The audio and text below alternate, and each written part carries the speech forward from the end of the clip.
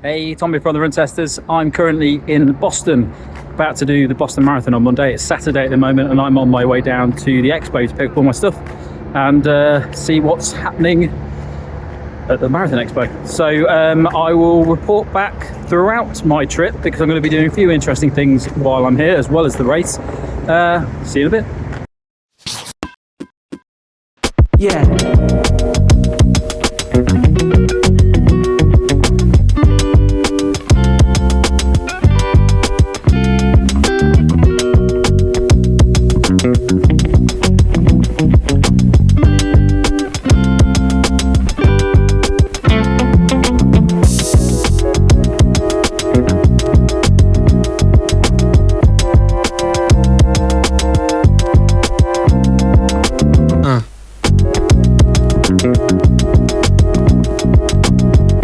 I am back now from the Expo, back in my hotel room. I'm going to break this video up into bits because I've got a few bits to talk about and I'm going to document it as I go along. So the Expo, I was pretty excited about going to the Expo actually because it's Boston Marathon. I was expecting a really impressive Expo. It's not that impressive really. It's obviously you've got the Adidas store at the front, which is absolutely rammed. I got there at 9 o'clock in the morning. It opens at 9, so there's quite a big queue to get in, and you have to wind your way all the way around the building. You eventually get to the entrance to pick up your bib. That doesn't take very long. That was really quick, really simple. But when you get into the shopping area, the Adidas area, it was really busy. It was chaos of people buying stuff. I bought quite a lot of kit. I don't normally buy marathon kit when I go to an expo, but because this is Boston Marathon, I wanted some souvenirs. So I got some really nice kit actually from the Adidas shop. There's some really nice designs this year for the Boston kit, and I've already seen hundreds of people wearing what they bought around Boston as I wandered around afterwards to get myself a bagel and check out some of the shops. Apart from that shop, there's a few bits and pieces at the Expo. There's some nice, interesting. There's a big stage with people talking, doing discussions on various aspects of the marathon and other stuff as well. That's quite impressive. There's a few nice little things like photo places that you can go, and there's lots of little freebies and stuff like that are quite nice, including a little bell that you can give to a spectator to wave as the runners come in. But other than that, there weren't really many other brands there. There's quite a small area of brands, which wasn't very impressive, to be honest. There wasn't really much going on in the little secondary area. It had a few brands like Aftershocks or Shocks, and a few other brands like that. But there wasn't any major big brands there. It wasn't like London or New York Marathon Expos. So wasn't actually that impressed by the Expo. I was quite excited about it, but it wasn't great. Afterwards, though, I went to the main street where all of the sports shops are. I had nipped into Rabbit and had a chat to those guys about the kit they've got and their new shoe. So I'm going to be testing that shoe out soon. Popped into Tracksmith and a few other places as well. That's the really good bit of the before the race, because it is buzzing with runners. All the shops seem to have special Boston kit on. Well worth having wandered up and down that road to see what is available there. Really impressed by that. So now I am heading back into the centre, and I'm going to go for some food with the Tracksmith guys to talk about what they've got coming up in the future. Right, catch you later. Morning. It is Sunday, the day before Boston Marathon, so I'm heading down to the Tracksmith shop to do the 5k shakeout run that they do, and I'm also going to be doing a gait analysis beforehand. I've been wanting to do a gait analysis for a while, so I've got the opportunity to go down and get one done, and hopefully see why I keep destroying super shoes. So that should be interesting. And I've also got a massage a little bit later as well. So yeah, feeling pretty good. Never had a massage before a marathon before, so we'll see how that pays off. And then yeah, I'm gonna go and start prepping for tomorrow's race. See you in a bit.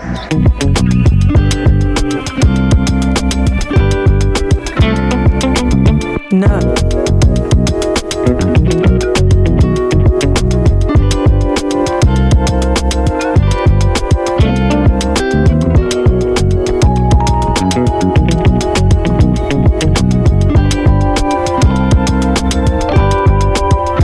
Hey, Tom here. It is 5 a.m. in Boston, the morning of the Boston Marathon.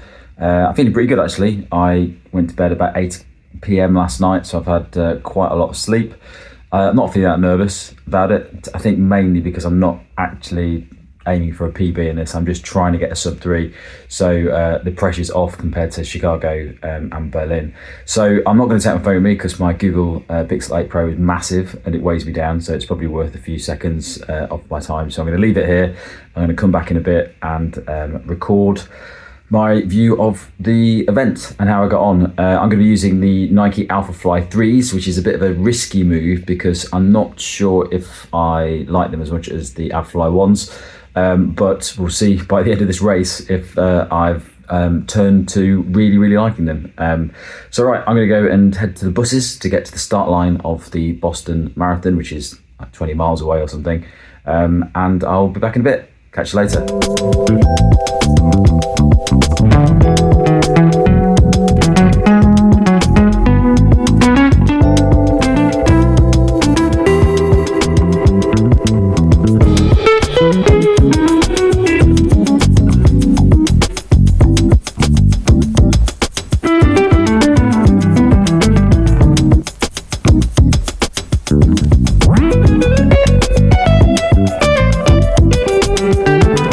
So I had originally planned to record my race video after running the Boston Marathon, but I was so wrecked afterwards that I just went back to my hotel and just lay there and eventually went out for some food. So I'm back in the UK now and I will give you an overview of the race and the kit that I used for the marathon.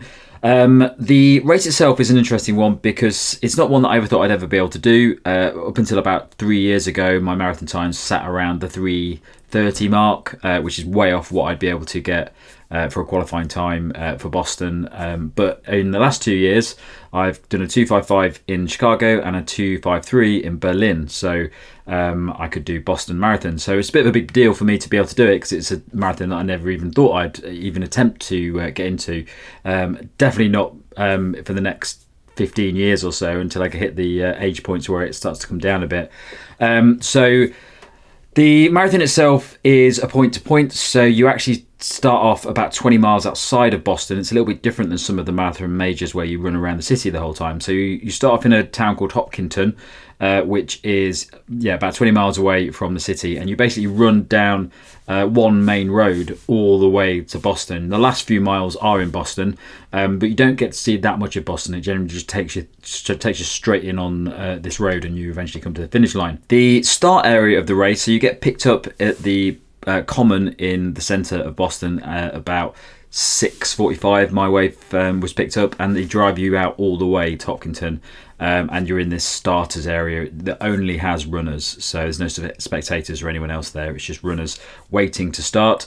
It's not the most exciting start area. The only thing it really has there is some Gatorade and some water, so you just sort of sat around for a couple of hours waiting for it to start. I don't like that. I didn't like that with the New York Marathon where you spend a lot of time at the start line with nothing to do. So wasn't a big fan of that process, and I don't like getting a bus to the start line either.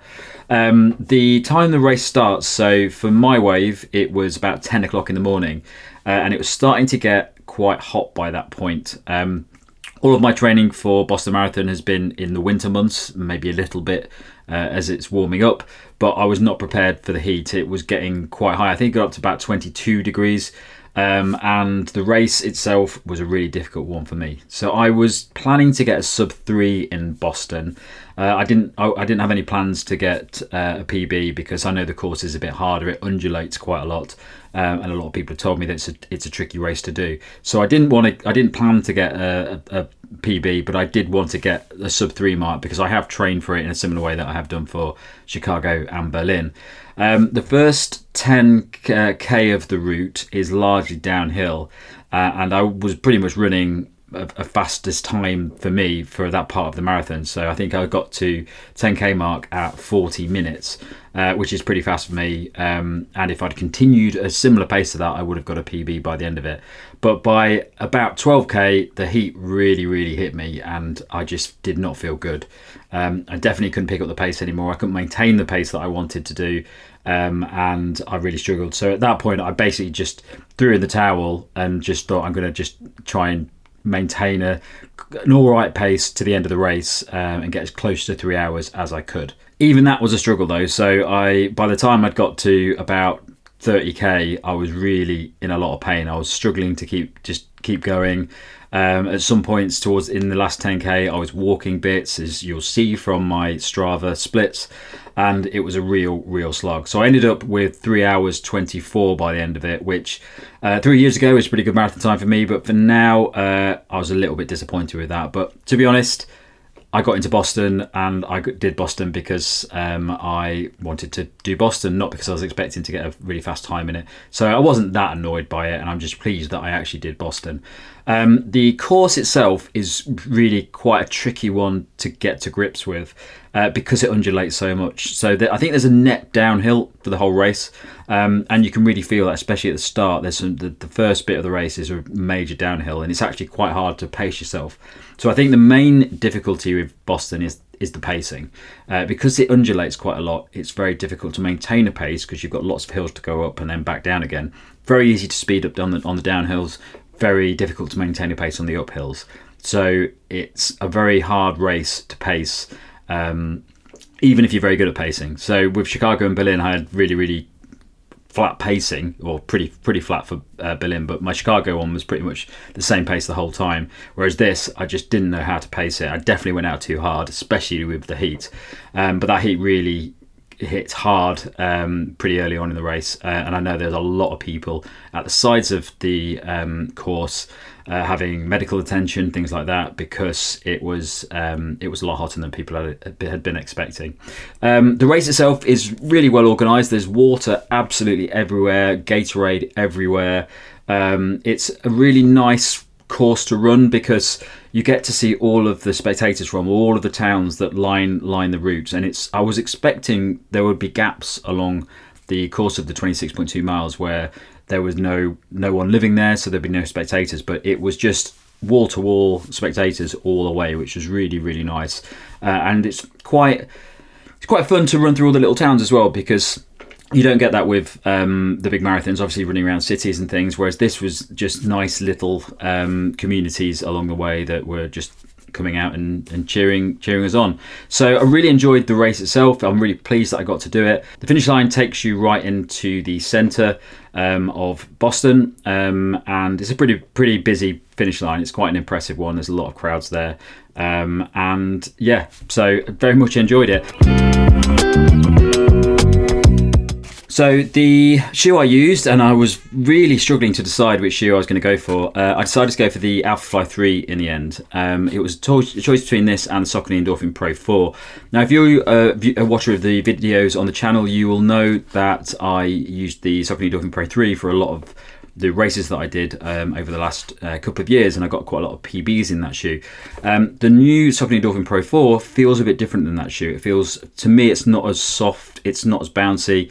It's got a layer of HG foam in it, which just makes it feel a little bit firmer for me, and I just wasn't sure it was right for me running Boston Marathon with the idea of getting a pretty good time in it. So I took the choice of going for Nike Alphafly 3. Again, this shoe, I've never used the Alphafly 2. I normally run in the Alphafly 1, and I absolutely love that shoe. This doesn't feel as enjoyable as the Alphafly 1 to me. It just feels like there's a little bit less to this shoe. It feels a little bit more like the Vaporfly to me. So it was a bit of a risk to wear this one, because I probably should have worn the Alphafly 1 or the Saucony Endorphin Pro 3s on a good day, but I decided that I wanted to try a new shoe out over marathon distance. When I used this for Boston, I enjoyed it more than I thought I would. It's definitely a shoe that it's grown on me a little bit more, especially during that marathon. The first 12k, 15k in it, I actually really enjoyed it. It felt like a very enjoyable, light feeling shoe that had a nice little bit of bounce in it. As I got into the later miles, it was quite difficult for me to actually enjoy the shoe, just because I was feeling really, really bad and I was slowing down quite a lot. But I would still say that I do think it's just a little bit too soft in the heel section of the shoe for me. I just feel there's not as much bounce in this shoe, and there's not as much energy return that I get from the Alphafly 1. So I would prefer to use the Alphafly 1 than this, but I was pretty pleased with this. And for me, it just feels more like the Vaporfly. It's moving towards the style of the Vaporfly opposed to the Alphafly 1. But it was fine. Didn't have any issues with it. It felt very comfortable throughout the race. The other thing as well is I'm very worried when I wear super shoes these days, because I rip off the back of most of the super shoes that I test. So I was really worried that I'd take these £285 shoes out and ruin the outsole on them. Luckily, I didn't do that, and it's absolutely fine on both of the shoes. So I've not ripped either of them out. So I'm pretty pleased with the durability of the Alphafly 3s compared to some of the other shoes that I've tested when it comes to the outsole rubber. So overall, pretty pleased with this shoe. I can see why people like it. I think for me, it's just not there's just not enough bounce and propulsion in it for me in comparison to the Alphafly 1. But I think I can see why some people would prefer this shoe or like this shoe as much as the Alphafly 1 or 2. And I'll probably be using it for some shorter distance races to see how it does in those. Okay, so that's it from me in my roundup of the Boston Marathon. I think I said how much I got. I got 3 hours and 24 minutes-ish, which for me isn't a great time, but it's fine. I wasn't planning on much, and I've got London in 2 days, which I don't think I'll be over a PB in either, but I wanted to do London because I got a good for age, so we'll see how my legs do on Sunday. But if you're looking to do Boston, it's well worth doing. If you get into it, it's a nice marathon to do. It's a great place to go to, and the marathon weekend just takes over the city. Everywhere is just marathon left, right and centre, which is really nice. It's a really friendly city to go to, and it was the perfect weekend for it. So well worth looking forward to if you can get qualifying time to get in. Thanks a lot for watching. I'll catch you next time. No.